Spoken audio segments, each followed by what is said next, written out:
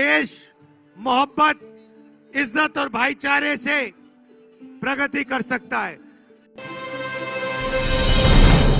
हमने भारत जोड़ो यात्रा की थी।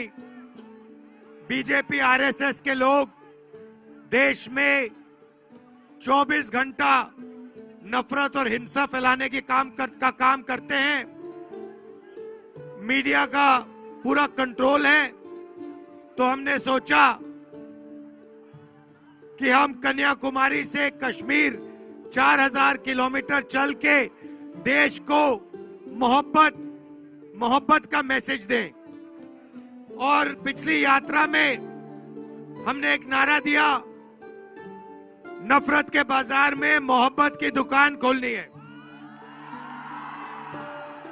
और यही हमारी कोशिश है, क्योंकि हम जानते हैं कि देश नफरत से, हिंसा से प्रगति नहीं कर सकता है। देश मोहब्बत, इज्जत और भाईचारे से प्रगति कर सकता है। भैया ये बाजा बंद कर दो।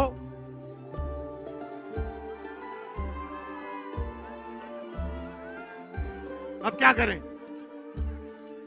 तो काफी लोगों ने हमें कहा कि देखिए आपने कन्याकुमारी से कश्मीर तक तो यात्रा कर दी, मगर बंगाल का, असम का, बाकी स्टेट्स का क्या होगा?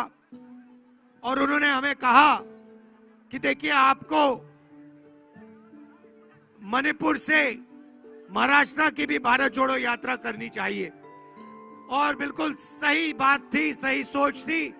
इसीलिए हमने मणिपुर से महाराष्ट्र इस यात्रा में हमने न्याय शब्द भी जोड़ दिया है, क्योंकि आज के हिंदुस्तान में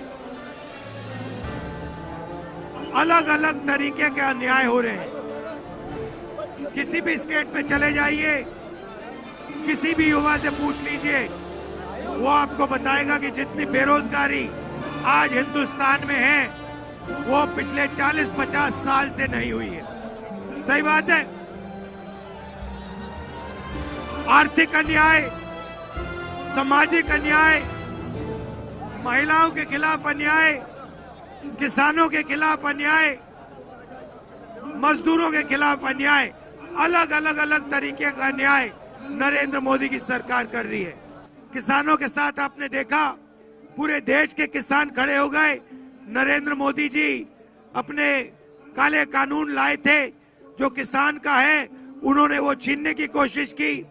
और शुक्र है कि देश के किसान एक साथ खड़े हो गए। तो हमने इसलिए न्याय शब्द भी अपनी यात्रा में जोड़ा है। सामाजिक न्याय, जिसका सबसे बड़ा कदम जाति जनगणना होगा, कास्ट सेंसस होगा, उसको हमने करने का निर्णय लिया है। हमारी सरकार आएगी तो पूरे देश में हम जाति जनगणना लागू करेंगे। पता लगाएंगे पिछड़े कितने हैं, दलित कितने हैं, आदिवासी कितने हैं। तो ये हम आपके सामने पांच न्याय के हम कदम रखना चाहते हैं। सामाजिक न्याय, आर्थिक न्याय, किसानों के लिए न्याय, महिलाओं के लिए न्याय, और जो हमारे श्रमिक मजदूर हैं उनके लिए न्याय, ये हम आपके सामने रखना चाहते हैं। ये हमारी जो यात्रा होती है, इसमें हम लंबे भाषण नहीं देते हैं। हम अपनी मन की बात आपके सामने नहीं रखना चाहते हैं। हम आपकी मन की बात सुनने आए हैं, आपके दिल में जो है वो समझने आए हैं।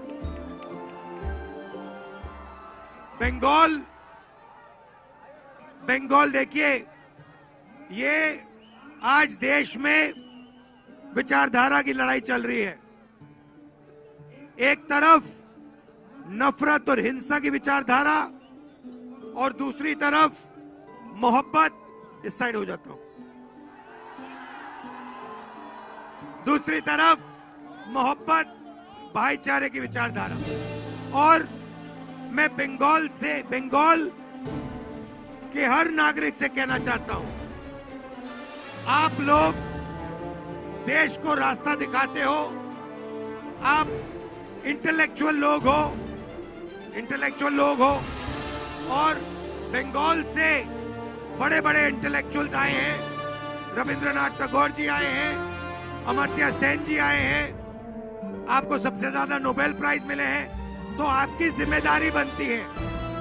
सुभाष चंद्र बोस जी आए, तो आपकी जिम्मेदारी बनती है कि विचारधारा की जो लड़ाई चल रही है, आरएसएस की नफरत की जो विचारधारा है, उसके सामने आपको खड़ा होना पड़ेगा।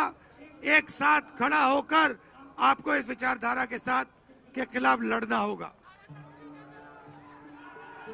आपने मुझे इतना प्यार दिया, यात्रा में अपनी पूरी शक्ति डाल दी, पूरा प्यार डाल दिया, इसके लिए मैं आपको दिल से धन्यवाद करना चाहता हूं। बहुत बहुत धन्यवाद। धन्यवाद। जय हिंद। क्या बात है? हाँ जी, देखिए उनका नाम लेना पड़ेगा, गनीकांत चौधरी जी का नाम लेना पड़ेगा, जिन्होंने आपके लिए, सबके लिए बहुत बड़ा काम किया यहाँ पे, तो उनका नाम लेना पड़ेगा और उनकी याद करनी पड़ेगी।